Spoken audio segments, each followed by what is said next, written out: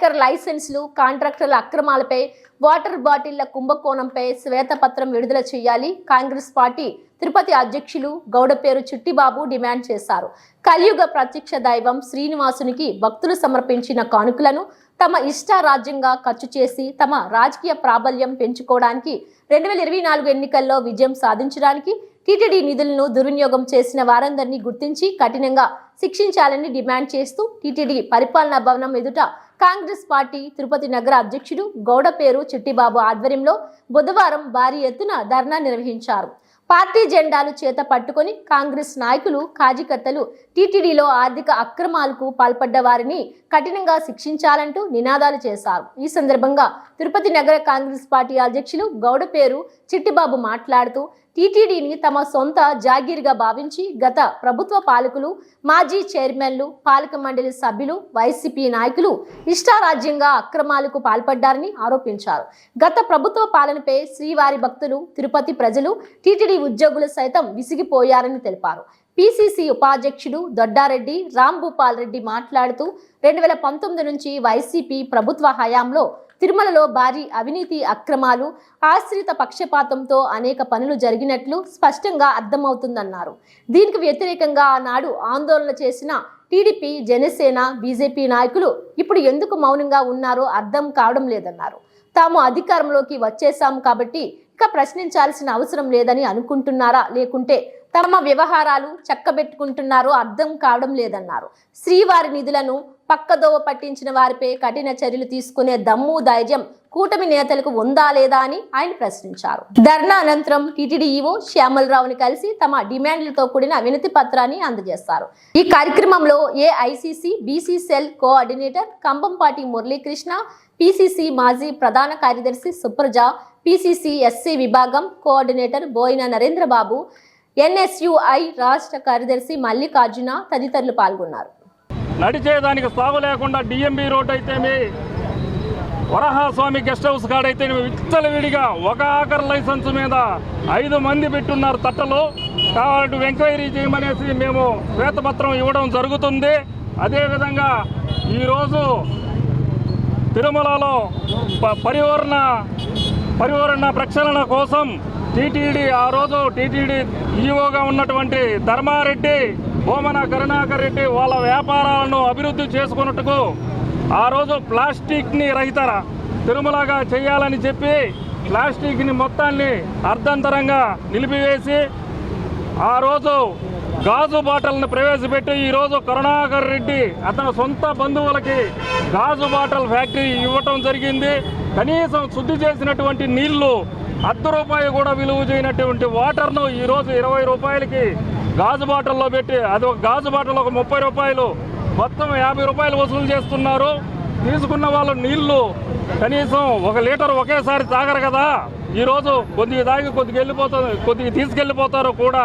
Water bottle తిరిగిచ్చే పని లేకుండా అదే వాటర్ బాటిల్కి ₹30 అదనంగా వసూలు చేసి ఈరోజు వాటర్ బాటిల్ ₹50 లెక్కన తిరుమలలో కరుణాకర్ రెడ్డి అండ్ అతని అనుచరులు విపరీతంగా అమ్ముకుంటూ కోట్ల రూపాయలు గడిస్తున్నారు.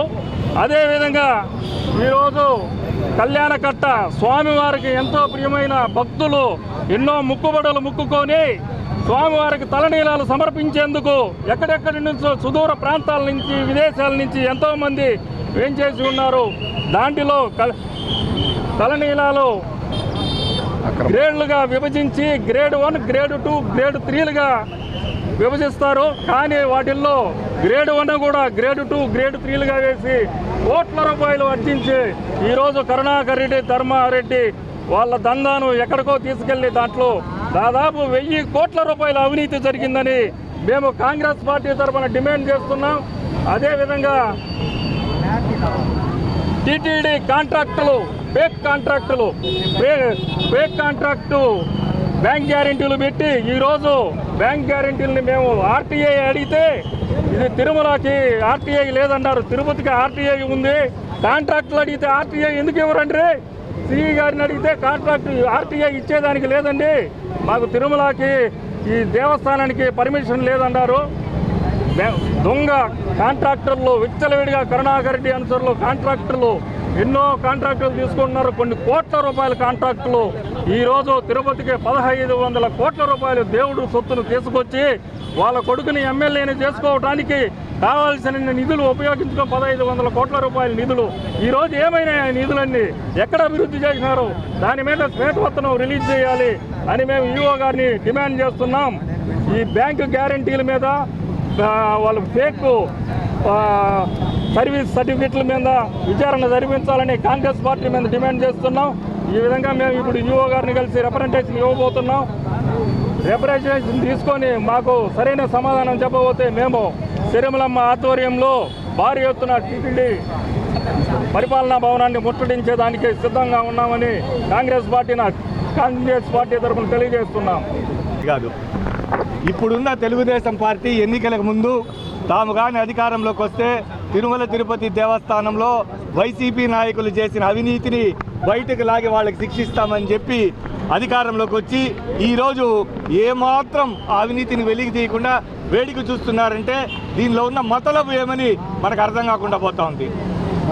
బాటళ్ల కుంభకోణం, మఠాలకు భూములు ఇచ్చేదానికి కుంభకోణం, తలనీలాల కుంభకోణం, కాంట్రాక్ట్ల కుంభకోణం, బాగున్న భవంతుల్ని కూలగొట్టి మళ్ళా కాంట్రాక్టులకు ఇచ్చేది ఒక పెద్ద కుంభకోణం. ఈ విధంగా కుంభకోణాలు విపరీతంగా పాల్పడిన గత వైసీపీ నాయకులు అప్పటి ఈవో ధర్మారెడ్డి అయితే శ్రీవాణి పేరుతో ఒక అంతర్జాతీయ కుంభకోణానికి పాల్పడ్డారు. అది ఇంతవరకు ఇప్పుడున్న పాలకులు దాని మీద సమగ్రమైన విచారణ చేసి దోషుల్ని శిక్షించకపోవడం చూస్తుంటే ఇది గోవిందుడికి వెంకటేశ్వర స్వామికి ద్రోహం చేయడం తప్పనిచ్చి మరొక్కటి కాదని వీటి మీద ఈ కుంభకోణాల మీద వెంటనే విచారణ జరిపించి దోషుల్ని వెంటనే శిక్షించాలని కాంగ్రెస్ పార్టీ తరఫున డిమాండ్. తిరుపతి కలిగిన సంస్థ అటానమస్ బాడీ, ప్రభుత్వానికి ఈ యొక్క తిరుమల తిరుపతి దేవస్థానానికి ఎలాంటి సంబంధం లేదు. అటువంటిది గత ప్రభుత్వం వచ్చిన తర్వాత తిరుమల తిరుపతి వెబ్సైట్ని కూడా గవర్నమెంట్ వెబ్సైట్గా మార్చేసి